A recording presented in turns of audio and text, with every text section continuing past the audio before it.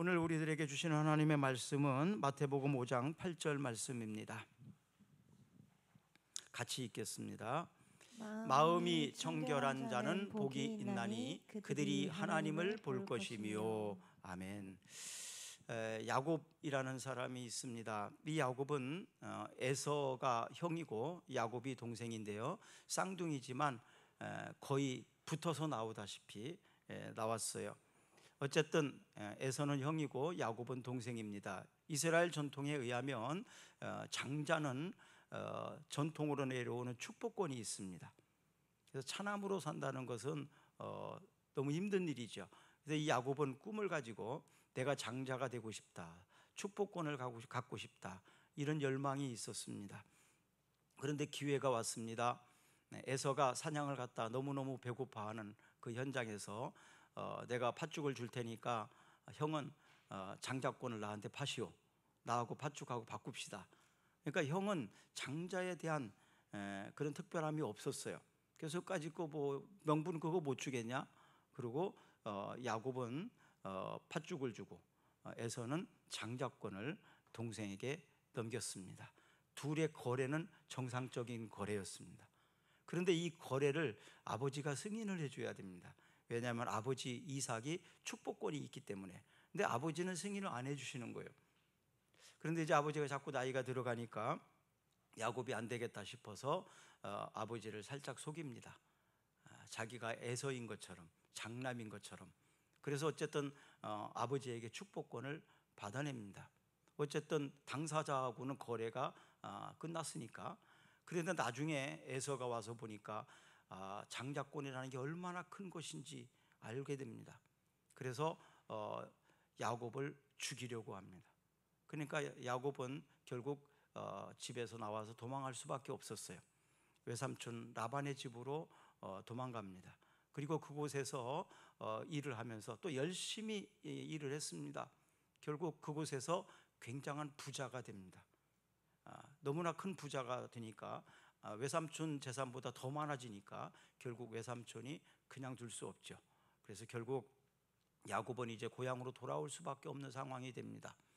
그런데 고향으로 돌아오려고 하니까 야곱이 그냥 둘 리가 없죠. 또 많은 사병들을 데리고 야곱을 죽이려고 야복강 건너편에서 기다리고 있습니다. 자, 이 상황 속에서 이제 야곱은 지금까지 얼마나 열심히 부지런히 살았지만 자기가 할 수 있는 대로 다 해봤어요. 그런데 자기의 힘으로 안 되는 벽 앞에 부딪히게 됩니다. 그 야복강 강만 건너가게 되면 이 야곱은 다 죽습니다. 자, 이런 상황 속에서 야곱은 야복강가에서 철야하며 기도합니다. 하나님 도와달라고, 하나님 도와달라고.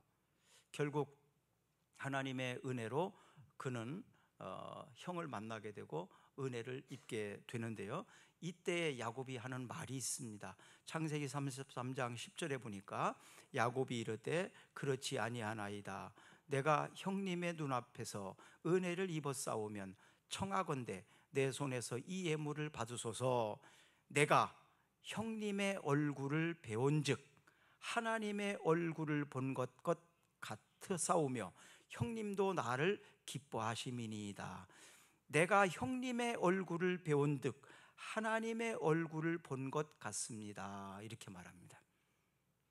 내가 형의 얼굴을 본즉 하나님의 얼굴을 보는 것 같습니다. 자, 모든 문제가 해결되니까 결국 하나님의 얼굴을 보는 것처럼 마음의 평안함과 또 모든 위기가 사라지게 되었습니다. 사랑하는 여러분, 오늘 말씀을 듣는 가운데 여러분도 하나님의 얼굴을 보는 것처럼 평안함이 임하기를 바랍니다. 모든 문제가 해결되기를 주의 이름으로 축복합니다. 축복합니다. 걱정과 두려움 속에 외롭게 살아가는 사람들이 있습니다. 아직까지도 그 걱정과 두려움, 그것 때문에 얼굴이 수심이 가득한 분들도 있을 것입니다. 오늘 말씀을 듣는 가운데 하나님을 보는 영광, 하나님을 보면 그 모든 걱정과 두려움이 야곱이 누렸던 평안함으로, 행복함으로 임하게 될 것입니다. 자, 그렇다면 무엇이 변화해야 될까? 저는 마음이라고 봅니다. 무엇이든지 어떻게 생각하느냐가 참 중요합니다. 좋게 생각하면 좋은 쪽으로, 좀 나쁘게 생각하면 나쁜 쪽으로 예감이라는 게 오잖아요.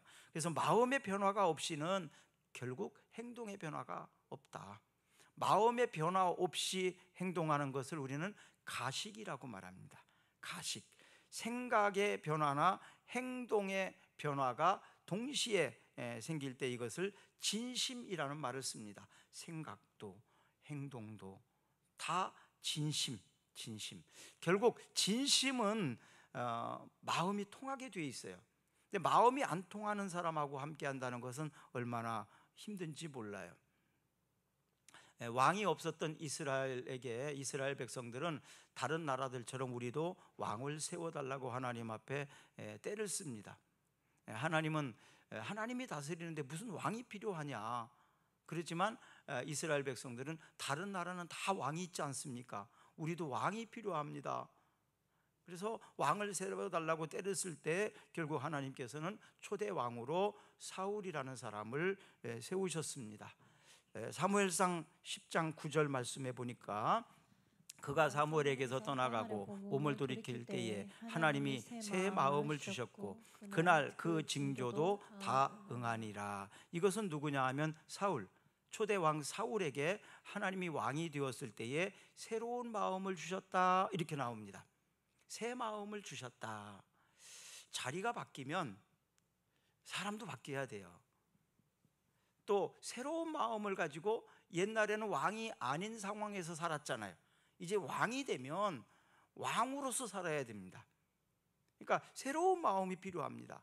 그래서 하나님께서는 사울에게 새로운 마음을 주셨다고 말합니다. 그런데 하나님이 주신 이 새 마음을 받고 왕이 되었지만 그가 하나님이 주신 마음을 관리하는 일에 실패했습니다.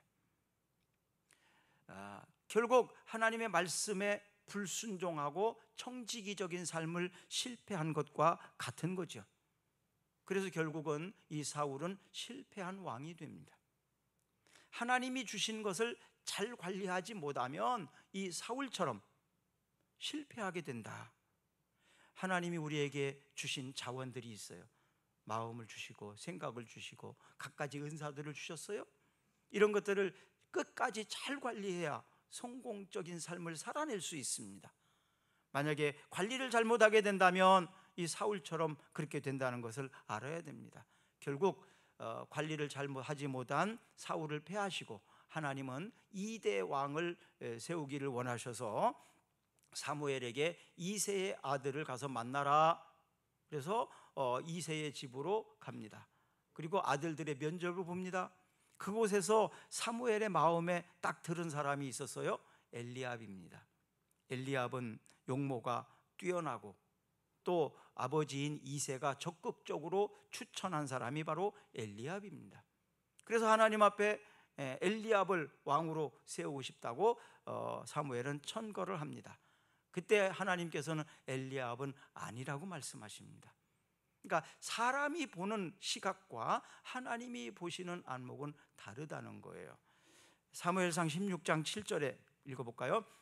여호와께서 사무엘에게 이르시되 그의 용모와 키를 보지 말라. 내가 이미 그를 버렸노라. 내가 보는 것은 사람과 같지 아니하니 사람은 외모를 보거니와 나 여호와는 중심을 보느니라. 사람은 외모를 보지만 하나님은 중심을 보신다. 결국 마음을 보신다, 이 말입니다. 그래서 마음이라는 게 그만큼 중요한 거예요. 심령이 가난한 자, 마음이 가난한 자, 또 오늘은 마음이 청결한 자라고 말합니다. 결국 하나님은 마음을 보시는데 예수님도 우리의 마음을 보십니다. 그런데 사람의 마음이라는 것이요, 참 깨끗하지 않은 것 같습니다. 사람들에게 늘 보여주는 것이라면 깨끗하게 관리를 잘 할 텐데 마음이라는 것이 들키기 전에는, 보여주기 전에는 알 수가 없잖아요. 그러다 보니까 마음의 관리를 잘 못하는 경우가 참 많습니다. 에레미야 17장 9절에 보니까 만물보다 거짓되고 심히 부패한 것은 마음이라 누가 능히 이를 알리오마는. 만물보다 거짓되고 심히 부패한 것이 마음이다. 또 마태복음 15장 19절 20절에 보면 마음에서 나오는 것은 악한 생각과 살인과 간음과 음란과 도둑질과 거짓 증거와 비방이니 이런 것들이 사람을 더럽게 하는 것이요 씻지 않은 손으로 먹는 것은 사람을 더럽게 하지 못하느니라. 씻지 않고 먹는 손보다도 더 더러운 것이 뭐냐? 마음이다. 결국 사람을 더럽게 하는 것이 마음이라고 말합니다. 로마서 1장 21절 하나님을 알되 하나님을 영화롭게도 아니하며 감사하지도 아니하고 오히려 그 생각이 허망하여지며 미련한 마음이 어두워졌나니 하나님을 영화롭게 하지도 않고 감사하지도 아니하고 이런 것을 더러운 마음, 오염된 마음이라고 로마서에서는 말씀을 합니다. 하나님은 청결한 마음을 가진 사람과 함께 하십니다. 깨끗한 마음, 또 그들이 드리는 예배를 하나님은 기쁘게 받으십니다. 마가복음 1장 17절 보시면 예수께서 이르시되 나를 따라오라 내가 너희로 사람을 낚는 어부가 되게 하리라 하시니라. 이건 베드로를 예수님의 제자로 부르실 때 그를 본 것은 마음을 보셨어요. 뱃사람, 무식한 사람이 아니라 베드로의 그 순수한 마음을 보시고 나를 따라오라 내가 너로 사람 낚는 어부가 되게 할 거다라고 부르셨습니다.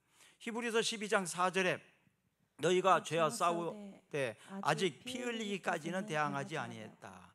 자, 우리가 마음을 깨끗하게 하고 우리의 마음을 빼앗기지 않고 우리의 마음을 잃어버리지 않기 위해서는 우리가 싸워야 된다, 노력해야 된다. 어느 정도로? 피 흘리기까지라고 표현하고 있습니다. 처절하게 싸워야 된다는 것입니다. 우리의 마음을 지키기 위해서. 어떤 사람은 마음이 없이 사는 사람, 생각이 없이 사는 사람들이 있는 것 같아요. 마음을 빼앗겼기 때문에 그래요. 무엇에 마음을 빼앗겼나요? 게임에? 마음을 빼앗길 수 있어요. 마음을 잃어버릴 수도 있어요. 정신없이 살다 보면 내가 사는 것이 아니고 도대체 누가 사는 건지도 몰라요. 마음을 잃어버릴 수도 있고 마음을 빼앗길 수도 있고 마음이 더럽혀질 수도 있어요. 그래서 마음의 관리는 매우 중요한데 어느 정도로 마음을 잘 관리해야 되느냐? 싸우되 피 흘리기까지. 그만큼 마음이 중요하니까 마음을 잃어버리지 않기를 바랍니다. 마음을 빼앗기지 않기를 바랍니다. 로마서 12장 2절 3절 너희는 이 세대를 본받지 말고 오직 마음을 새롭게 함으로 변화를 받아 하나님의 선하시고 기뻐하시고 온전한 뜻이 무엇인지 분별하도록 하라. 내게 주신 은혜로 말미암아 너희 각 사람에게 말하노니 마땅히 생각할 그 이상의 생각을 품지 말고 오직 하나님께서 각 사람에게 나누어 주신 믿음의 분량대로 지혜롭게 생각하라. 이 세대를 본받지 마라.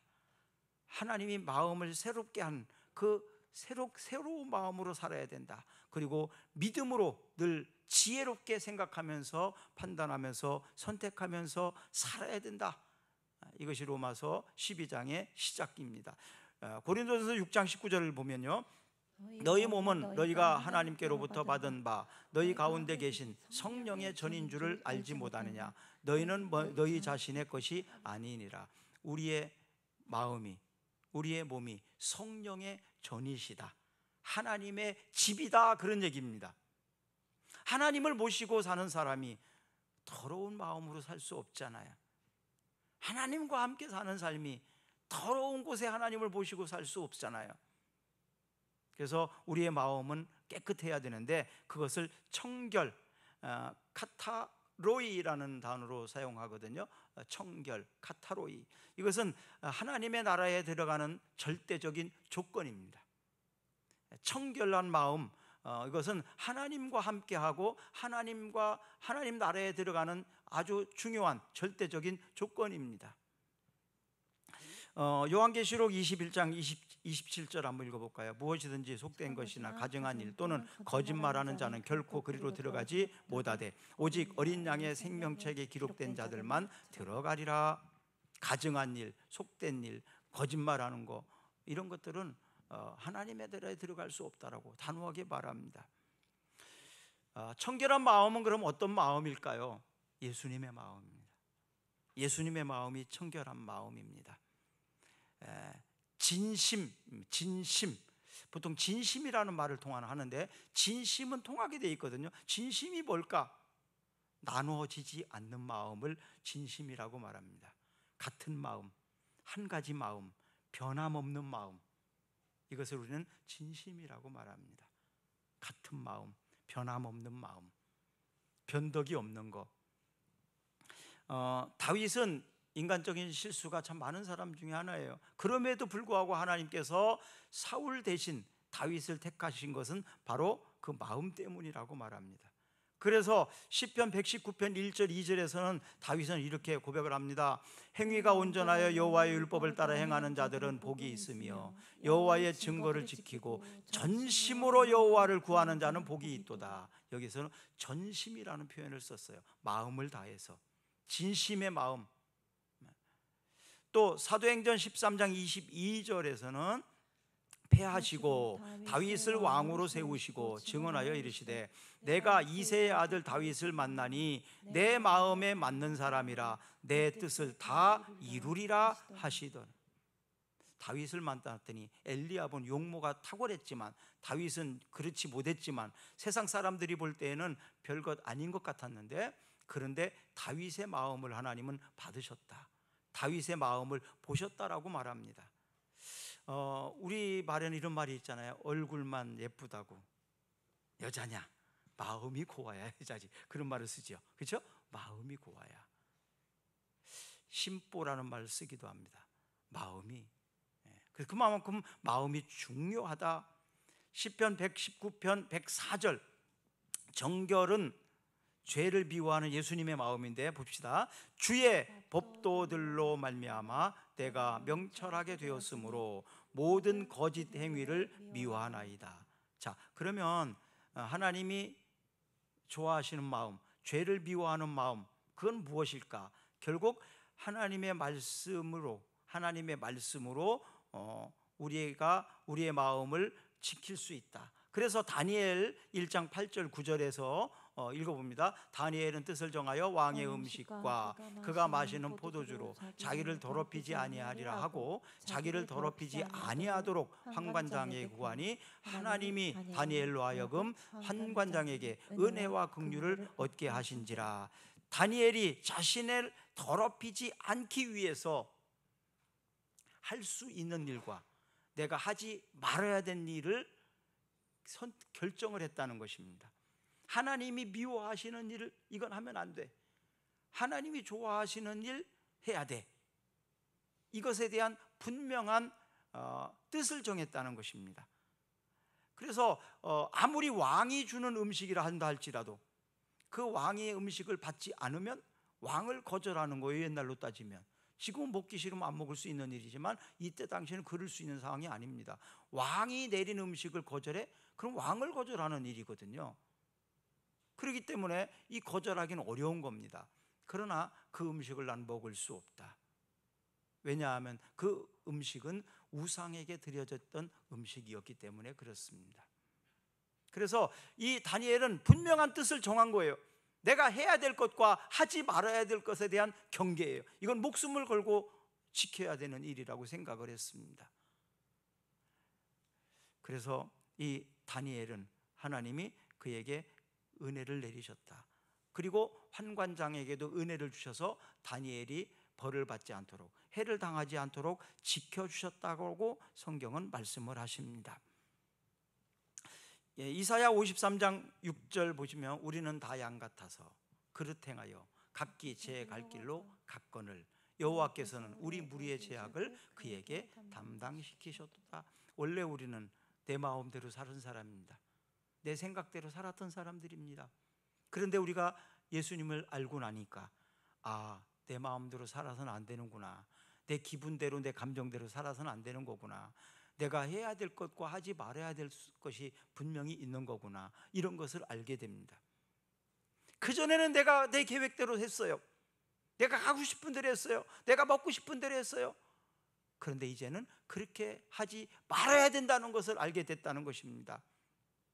여러분, 건강에 좀 문제가 온 사람들은 의사들이 말해주잖아요. 당뇨가 있는 사람, 고지혈이 있는 사람, 혈압이 높은 사람, 이런 사람들은 의사들이 내려주죠. 이런 음식은 먹으시면 안 됩니다. 이런 음식을 먹어야 됩니다. 또 밤늦게 먹으면 안 됩니다. 어느 정도의 양을 정해놓고 이렇게 먹어야 됩니다. 이런 것들을 잘 알려줍니다. 어떻게 잘하고 계신가요? 잘 실천하고 계신가요? 아니면 그냥 내가 하고 싶은 대로 한가요? 내가 먹고 싶은데 의사가 지가 뭐라고, 그냥 내가 막 살아요? 건강 관리를 위해서 시키는 대로 좀 하세요. 시키는 대로. 그래서 저도 저녁 식사는 옛날하고 많이 다릅니다. 양도 많이 다르게 먹습니다. 좀 조심합니다.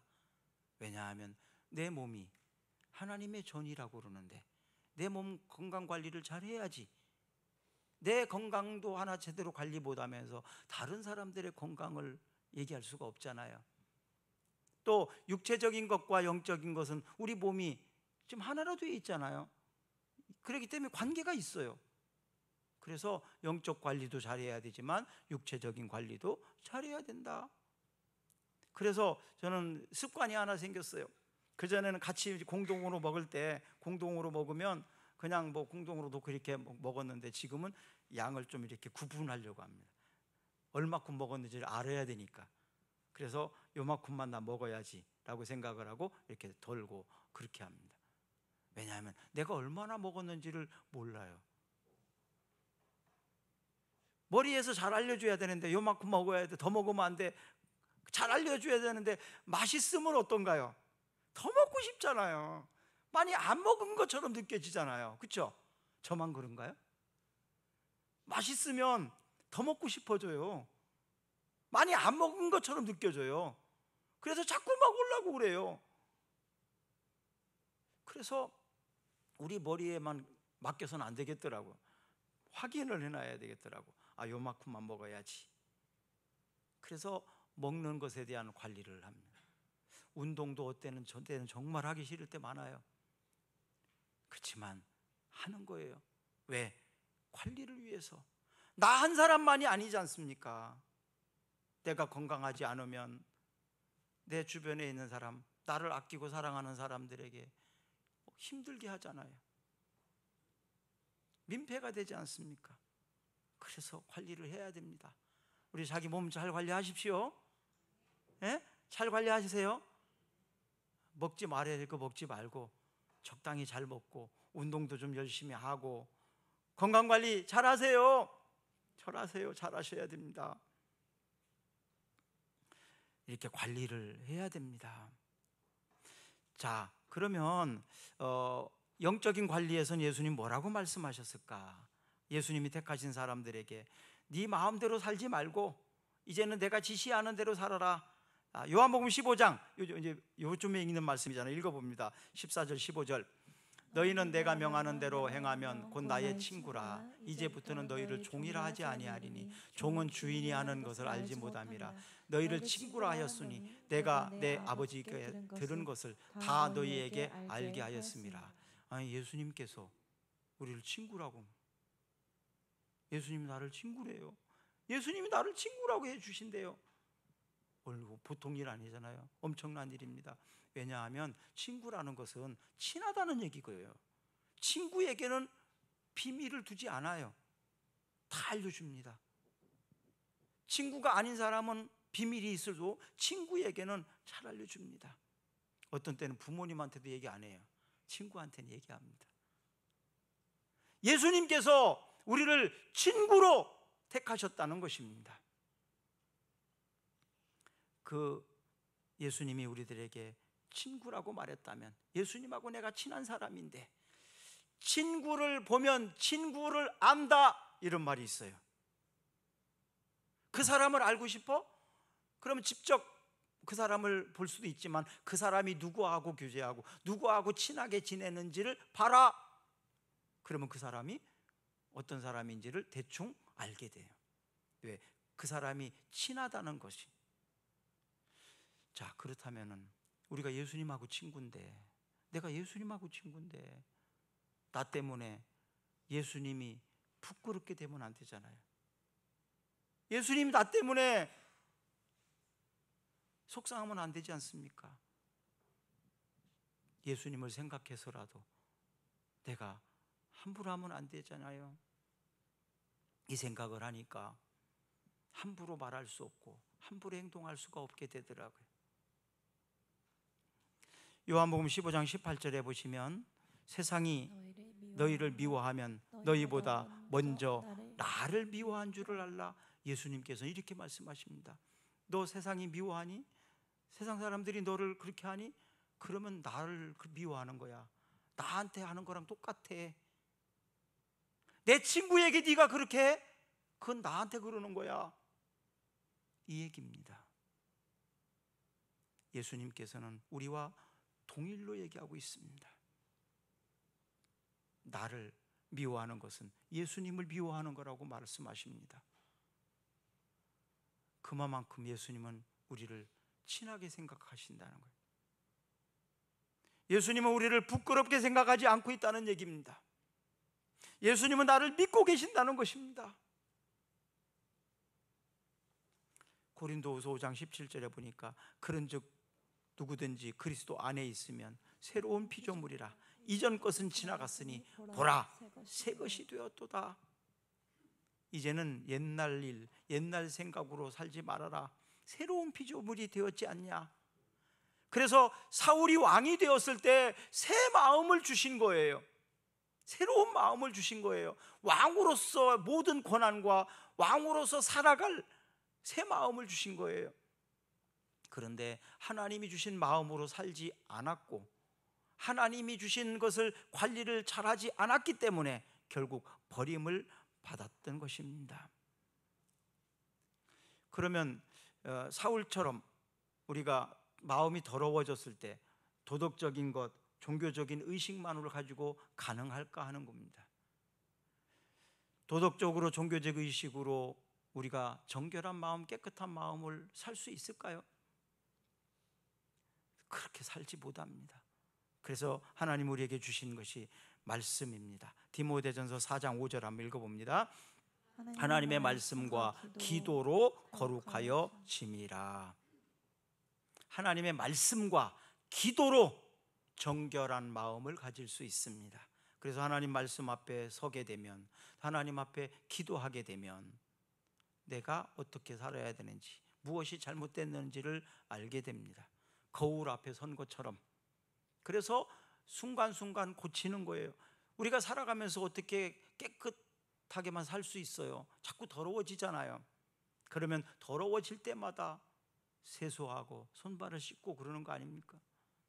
그리고 깨끗하게 단장을 하는 거예요. 그래서 말씀 앞에 자꾸 서야 되는 것입니다.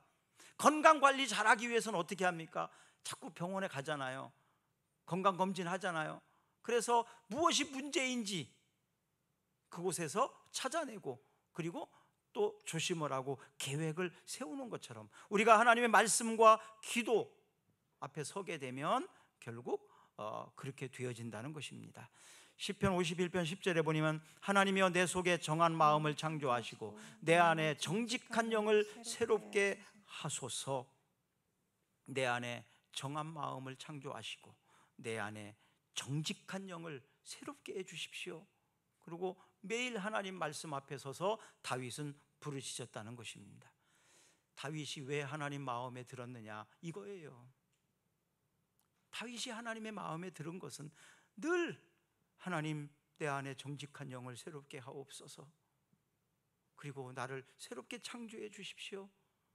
나를 깨끗하게 해 주십시오. 그렇게 하는 것입니다. 방이 더러워지면 어떻게? 청소하면 되는 거예요. 어떻게 일주일에 한 번씩 하십니까? 매일 하십니까? 좀 자꾸 청소해야 돼. 청소 안 하고 깨끗해질 수는 없잖아요. 시편 141편 3절에 보니까 다윗은 이렇게 고백합니다. 여호와여 내 입술에 파수꾼을 세우시고 내 입술의 문을 지키소서. 하나님께, 하나님 내 입술에 파수꾼을 세워주십시오. 그리고 내 입술의 문을 지켜주소서. 내 입에서 더러운 말이 나가지 않도록, 내 입에서 하지 말아야 되는 말이 나가지 않도록 지켜달라고. 그래서 예수님께서는 손을 씻지 않고 먹는 제자들을, 야단친 바리새인들을 향해서 말합니다. 입으로 들어가는 것보다 입에서 나오는 것이 더러운 거다. 입으로 들어가는 것보다 입에서 나오는 것이 훨씬 더러워. 그러면서 바리새인들을 책망합니다. 자기의 입으로 더러운 것을 집어넣는 사람이 몇 사람이나 있겠습니까? 속에서 나오는 더러운 것들을 그냥 입만 열면 더러움이 쏟아져 나오는 일 얼마나 많습니까? 한번 해봅시다. 입으로 들어가는 것이 더러운 것이 아니라 입에서 나오는 것이 더럽다. 그래서 입에서 나오지 않도록, 더러운 것이 나오지 않도록 관리하셔야 됩니다. 마음을 잘 관리하셔야 됩니다. 마음이 깨끗하면 입에서 나오는 것도 깨끗한 것이 나옵니다. 마음이 더러우면 입에서 나오는 것도 걸걸한 것만 나옵니다. 그래서 마음의 관리 너무나 중요한데, 입으로 늘 안 좋은 더러운 것들이 많이 나와요. 비방하고 원망하고 욕하고 막 짜증내고 화내고, 이런 것들은 그 속에 그것으로 가득 차 있기 때문에 그렇습니다. 속에 가득 차 있으면 그냥 있지 않아요. 그냥 계속 늘어나 못해 폭발해 버립니다. 폭발하기 전에 나오는 게 뭐예요? 가스예요. 가스가 계속 안 나오고 속에서 있다 보면 빵 터져 버리잖아요. 그래서 배출되는 게 가스거든요. 가스가 계속 배출되면서 나오는 거거든요. 그것처럼 우리 속에 각종 더러운 것들로 가득 찬 사람들은 원망하고 비난하고 비방하고 비웃고 조롱하고 안 좋은 것들이 계속 나와요. 부정적인 것들. 여러분들이 입술이 그렇다면 여러분의 마음의 상태가 그런 거예요. 자, 이제는 깨끗한 말 합시다. 좋은 말 하시기를 바랍니다. 그래서 다윗도 오죽하면 이런 기도를 했겠어요. 왜냐하면 늘 다윗을 죽이려고 하는 사람이 한두 명이 아니었거든. 시기하고 질투하고 하는 사람이 한두 명이 아니었어요. 사실 다윗은 그런 마음이 없는데, 당시의 왕이었던 사울은 저놈이 저거 왕의 자리를 탐내는 거 아니야? 그런 생각이 자꾸 들으니까 다윗을 죽이려고 할 수밖에 없는 겁니다. 모함하고. 그런데 다윗은 그런 욕심으로 한 게 아닙니다. 순수함으로 했어요. 근데 그 순수함을 몰라주는 것입니다. 오늘날 우리가 지금 살아가는 사회도 그런 것 같아요. 순수한 마음으로 했는데 그게 순수함으로 받아주질 않는 것 같아요. 그러다 보니까 시기하고 질투하는 일이 얼마나 많은지 몰라요. 이런 마음으로 그랬지, 이런 생각으로 그랬지.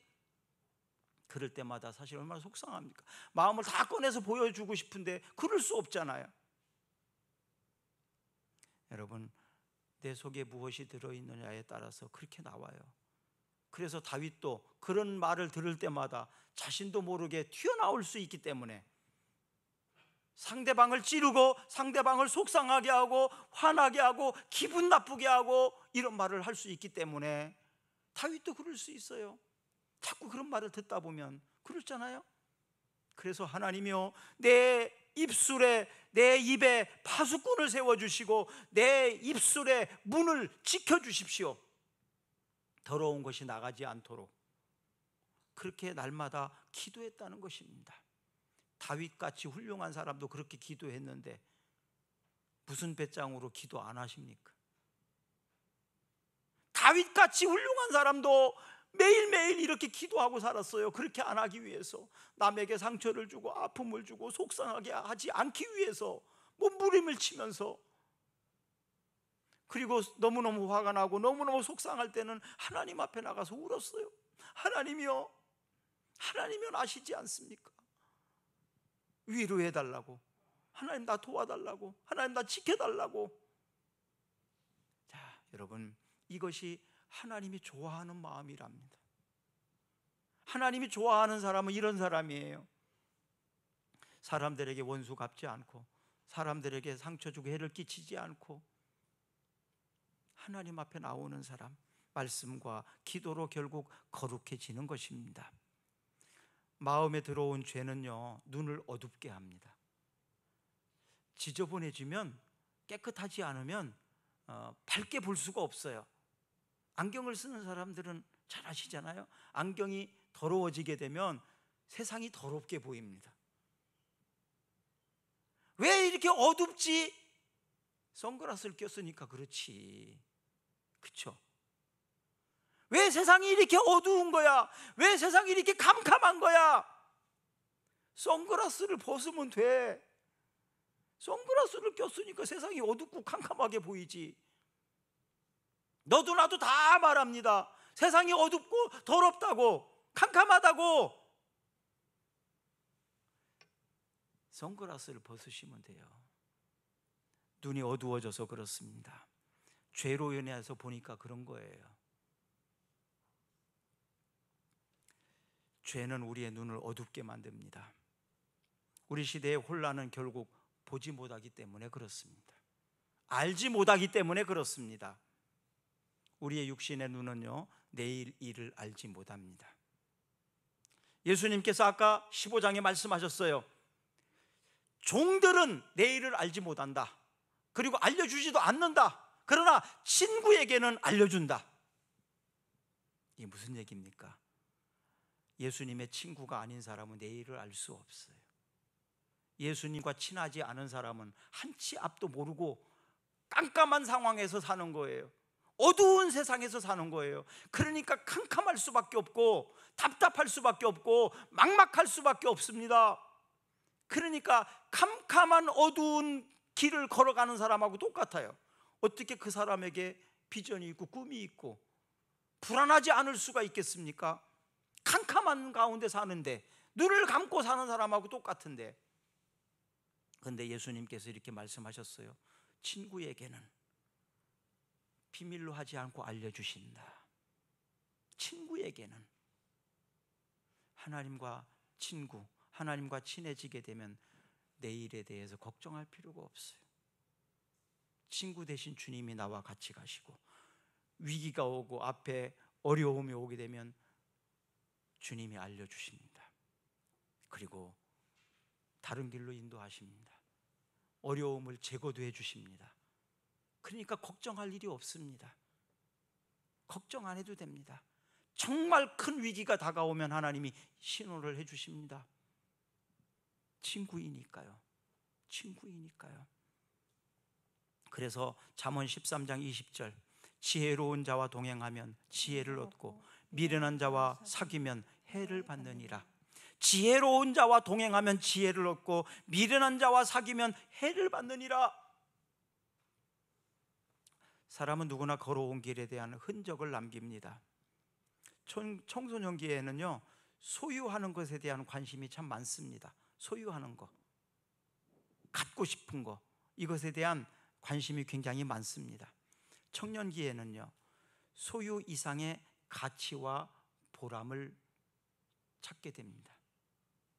이것이 정말 가치 있는 것인가? 이것이 보람 있는 것인가? 소유 이상으로 그것이 중요합니다. 그래서 청소년기에는 가치나 보람 이런 것보다는 내가 더 많이 갖고 싶은 건 욕심 때문에 그걸 우선합니다. 그러나 청년기에는 가치 있고 보람이 있는 것을 위해서는 투자합니다. 기꺼이 던집니다. 이게 청년기예요. 그럼 장년기에는요, 장년기에는 무엇이 되었는가를 생각합니다. 내가 지금 무엇이 됐는가? 내가 어디를 향해서 가는가? 주님 앞에 섰을 때 난 어떻게 되는가?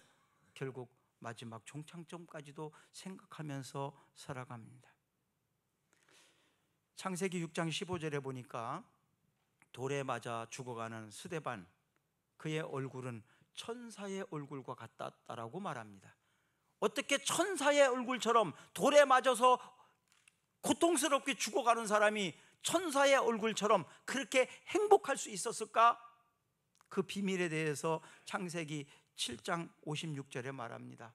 한번 6장 사도행전 6장 15절 한번 읽어봅니다. 공회 중에 앉은 사람들이 다 스데반을 주목하여 보니 그 얼굴이 천사의 얼굴과 같더라. 그가 천사의 얼굴, 천의 얼굴을 하게 된 이유를 사도행전 7장 56절에는 이렇게 말합니다. 순교의 현장에서 하늘이 열리고 예수님이 하나님 계신 영광, 그것을 보았다.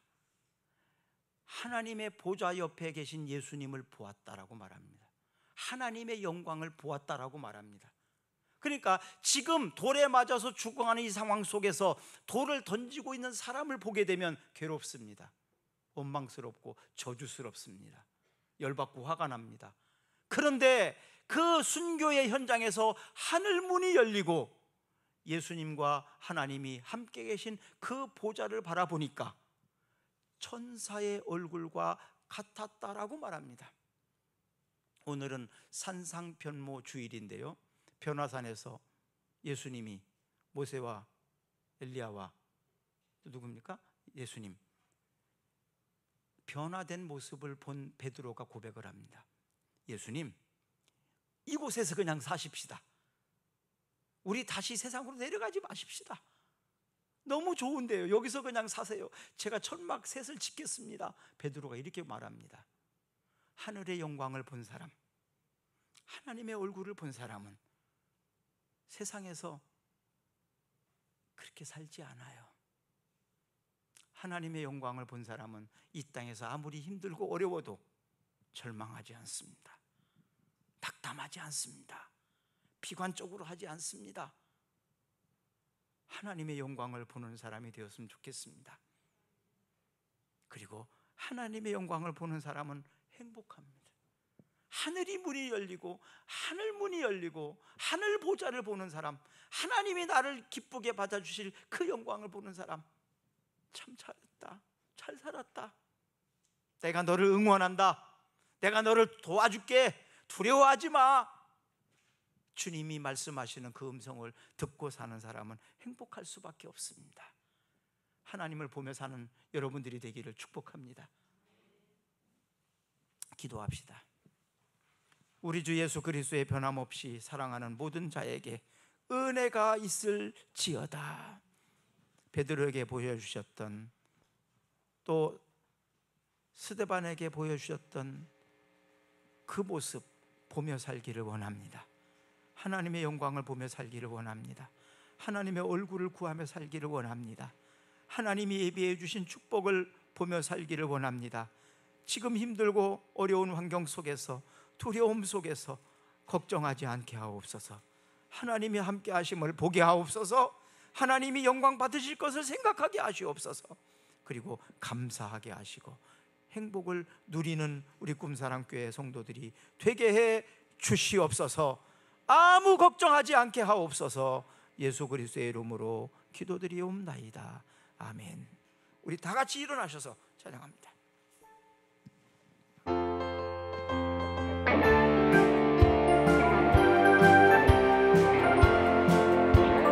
사랑을 보며 세상을 볼 때 만족함이 없었네. 나의 하나님 그분을 뵐 때 나는 만족하였네. 사람을 보며 세상을 볼 때 만족함이 없었네. 나의 하나님 그분을 뵐 때 나는 만족하였네. 저기 빛나는 태양을 보라, 또 저기 서 있는 산을 보아라. 천지 지으신 우리 여호와 나를 사랑하시니 나의 하나님 한 분만으로 나는 만족하네. 동남풍아 불어라, 서북풍아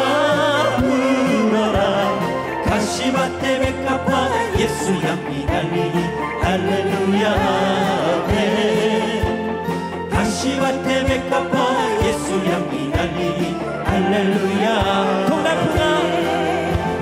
동남풍아 불어라, 서북풍아 불어라, 가시밭에 백합화 예수 향기 달리 할렐루야. 아멘. 가시밭에 백합화 예수 향기 달리